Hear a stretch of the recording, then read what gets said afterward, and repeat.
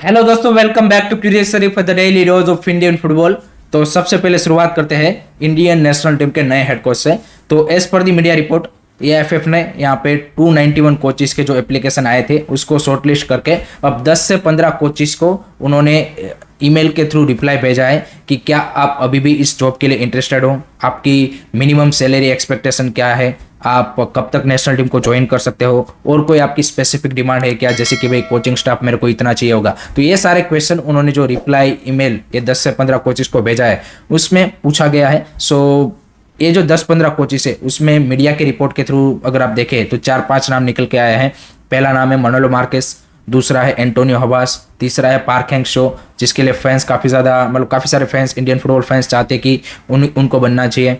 चौथा नाम है फिलिप थ्रोसेर, फ्रेंच कोच, जिनको भी एशिया में काफ़ी लंबा चौड़ा एक्सपीरियंस है, जापान वियतनाम जैसी कंट्रीज को कोच कर चुके हैं। तो ये 3-4 नाम और उसके अलावा भी जो बाकी कोचिस है उनको ये मेल गया है। तो अब एएफएफ क्या करेगा कि उनका जो रिप्लाई आएगा ये कोचिस का जो भी क्वेश्चन पूछे है उसके बाद वो देखेगा कि क्या भाई ये हमारे सैलरी बजट में या फिर जो हमारा बजट है कोच के लिए उसमें फिट होता है, क्या हम इसके साथ बाकी जो चीज़ें उनकी डिमांड है क्या उसको फुलफिल कर सकते हैं। तो उसके बाद इसको फिर से वो लोग एक बार शॉर्टलिस्ट करेंगे, जो ये 10-15 कोचिस है उसमें से भी शॉर्टलिस्ट करके 3-4 कोचिस को वो फाइनल इंटरव्यू या फिर जो प्रेजेंटेशन है उसको यहाँ पे देने के लिए बुलाएंगे एंड देन जो फाइनल डिसीजन है वो यहाँ पे कोच के रिगार्डिंग बनेगा। लेकिन दूसरी इसमें एक इंटरेस्टिंग या फिर नोटेबल चीज़ ये है कि with in AFF eight the moment जो एक कंसेंट या फिर एक जो इंक्लिनेशन है वो उस डायरेक्शन में दिख रहा है कि वो चाहते हैं कि एक ऐसा कोच आए जिसके पास इंडियन फुटबॉल का एक्सपीरियंस हो, यानी कि जिसके पास इंडियन फुटबॉल में कोचिंग का लंबा चौड़ा एक्सपीरियंस हो या फिर इंडियन फुटबॉल को इनसाइड जानता हो। एंड इसके चलते यहाँ पे एंटोनियो हबास एंड मनोलो मार्केस को यहाँ पे स्ट्रॉन्ग बताया जा रहा है, क्योंकि एंटोनियो हबास हम सबको पता है कि मोस्ट आईएसएल एक्सपीरियंस कोच है।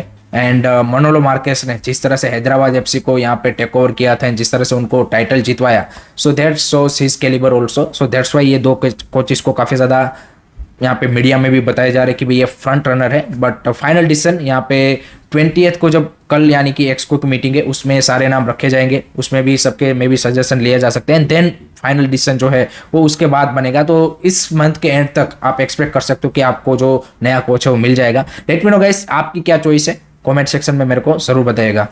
नेक्स्ट बात करते हैं एफएसडीएल एंड एएफएफ का। हम सबको पता है कि नेक्स्ट ईयर कॉन्ट्रैक्ट 2025 में खत्म होने वाला है एंड अभी तक दोनों पार्टीज के बीच में नए कॉन्ट्रैक्ट के रिगार्डिंग कोई भी यहाँ पे इनिशियल टॉक्स चालू नहीं हुई है। तो 6 जून को जो एक्सको की मीटिंग हुई थी एएफएफ की, उसमें कुछ एक्सको मेंबर ने, फाइनेंशियल कमेटी के हेड और बाकी 2-3 मेंबर ने यहाँ पे एएफएफ प्रेसिडेंट कल्याण चौबे को बोला था कि आप तुरंत जल्द से जल्द यहाँ पे एक कमेटी की फॉर्मेशन कीजिए कि जो ये जो मास्टर क्या बोलते कि एग्रीमेंट है विथ एमआरए विथ एफएसडीएल उसको यहाँ पे नेगोशिएट करें, क्योंकि इस तरह की डील में ऐसा तो नहीं होगा कि भाई आप 1-2 मीटिंग में सारी चीज़ें फाइनलाइज हो जाएगी। तो जितना जल्दी हो सके आप एक ऐसी कमेटी को फॉर्म कीजिए कि जो एफएसडीएल के साथ इस बारे में, नए कॉन्ट्रैक्ट के बारे में यहाँ पे नेगोशिएशन स्टार्ट कर पाए। एंड उस मीटिंग में इन्वाइटी के तौर पर एफएसडीएल के भी मेंबर थे, तो उन्होंने भी सेम चीज़ बोला था कि यहाँ पे हम भी चाहेंगे कि भाई एएफएफ की ओर से कोई एक रिप्रेजेंटेटिव का ग्रुप आए और हम यहाँ पे जो आगे के डिस्कशन है उसको स्टार्ट कर पाए। सो अभी तक यहाँ पे कमेटी फॉर्म नहीं हुई है, बट कल्याण चौबे ने कल बोला है कि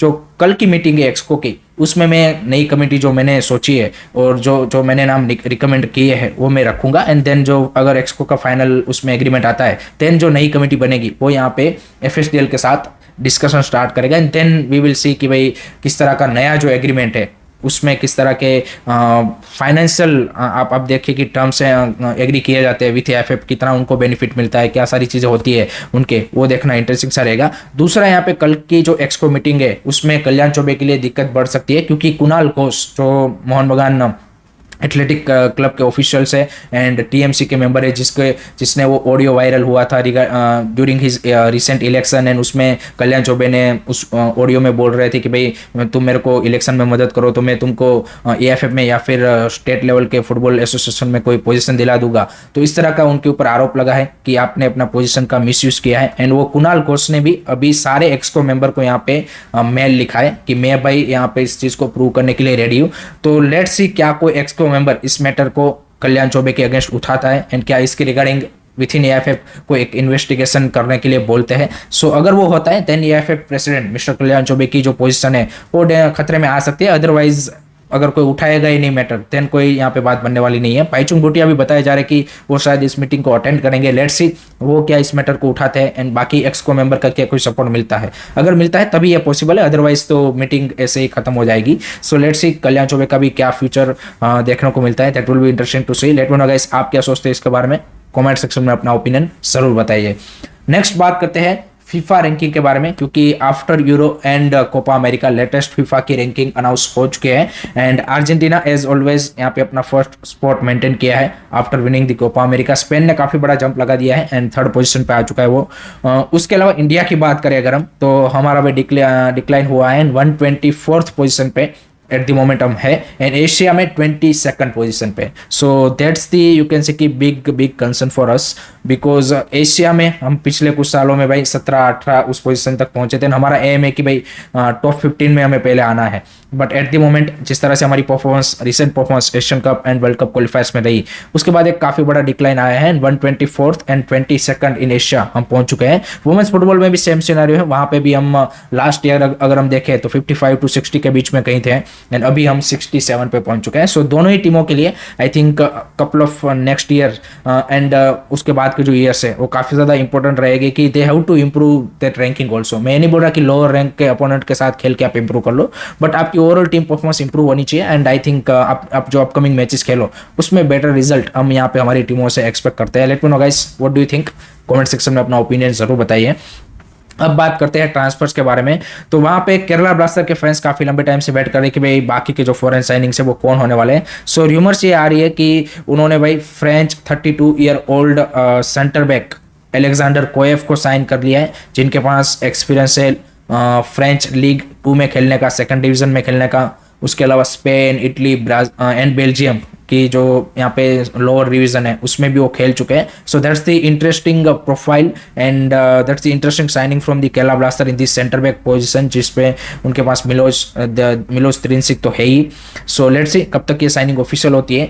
दूसरी side finally East Bengal fans यहाँ पे थोड़ा सा क्या बोलते हैं कि राहत की सांस ले सकते हैं, क्योंकि जिक्सन सिंह टू ईस्ट बंगाल डन हो चुका है बट रिकॉर्ड ट्रांसफर फी पे, एंड इसमें मोहन बगान ने कहीं ना कहीं यहाँ पे क्या बोलते हैं कि उनका भी हाथ रहा है ये रिकॉर्ड ट्रांसफर भी बनाने में, क्योंकि वो लास्ट मोमेंट पे नेगोशिएशन में आ चुके थे between Kerala blaster and east Bengal and उन्होंने भी ऑफर किया था। तो इसके चलते एक बिडिंग वॉर हुआ एंड उसमें ईस्ट बंगाल ने इवेंचुअली 3.3 करोड़ की ट्रांसफर फी पे की है and that's the highest for any Indian player. And दूसरी साइड केरला ब्लास्टर के लिए I think that's the big financial I would say कि विन, बिकॉज कोई भी प्लेयर का अगर लास्ट ईयर का कॉन्ट्रैक्ट है एंड उसमें अगर आपको इतनी ट्रांसफर फी मिलती है, record transfer fee, then that's the obviously club के लिए विन सिचुएशन है। एंड उसके पास आई थिंक जिक्सन सिंह का रिप्लेसमेंट भी है। अगर आप उनकी स्कोर देखें तो उनके पास आई थिंक जो अपकमिंग यंगस्टर है मोहम्मद अजहर ने जिस तरह से, मोहम्मद एमान या फिर विबिन मोनान, इन सब ने लास्ट सीजन जिस तरह से स्टेप अप किया था, तो I think they have enough player. Freddy भी है आपके पास एंड दानिश फारूक भी है, तो there are a couple of players की जो यहाँ पे मिडफील्ड में आपके लिए उस गैप को फिल कर सकते हैं। No doubt Jeakson Singh is quality player. East Bengal के लिए फाइनेंशियली शायद थोड़ा सा बोल सकते कि उस वे में उन्होंने ज़्यादा पे कर दिया, but quality wise I think उनके लिए it's a big boost, because इस तरह के क्वालिटी इंडियन प्लेयर हम सबको पता है कि मार्केट में कम है। सो वो ईस्ट बंगाल ने यहाँ पे सिक्योर किया है एंड आई थिंक मिडफील्ड में उनको काफ़ी ज़्यादा बड़ा बूस्ट मिलेगा। तो अगर मान लीजिए कि Jeakson Singh and east Bengal success next season हासिल करते हैं इन ISL, देन ये जो ट्रांसफर फी है या फिर जितने भी पैसे पे किए हैं वो तो ऑब्वियसली फैंस फिर उसको याद नहीं रखेंगे, but that's a very good signing from East Bengal and उन्होंने भाई ज़बरदस्त टीम बिल्ड कर ली है।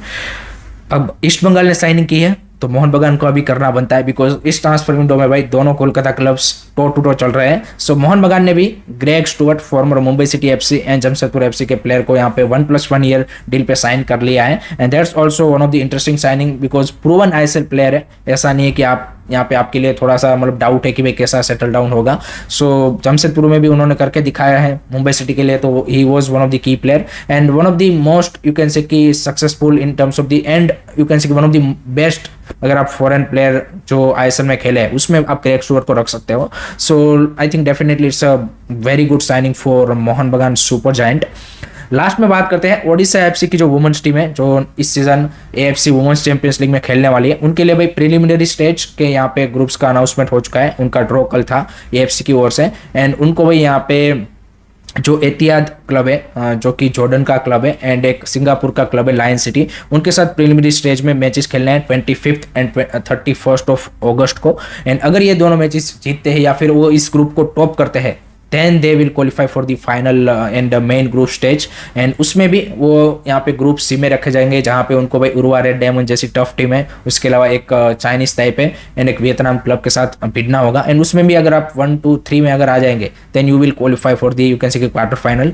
जो मेन इवेंट है उसके ग्रुप स्टेजेस 6 to 11 अक्टूबर को खेले जाएंगे। सो ओडिशा एफसी के चांसेस है कि भाई प्रीलिमिनरी स्टेज वो आई थिंक मेरे हिसाब से ज़्यादा दिक्कत आएगी नहीं उनको कि वो यहाँ पे क्या बोलते क्वालिफाई कर जाएंगे। सो लेट्स सी किस तरह से उनकी यहाँ पे जो फर्स्ट एडिशन है, official first edition of AFC women's champions league, उसमें कहाँ तक वो पहुँचते हैं वो देखना काफ़ी इंटरेस्टिंग सा रहेगा। So that's it from my side guys regarding today's Indian football news. I hope कि आपको वीडियो पसंद आया होगा। Keep supporting Indian football, don't forget to like, share and subscribe curious study. जय हिंद, जय भारत।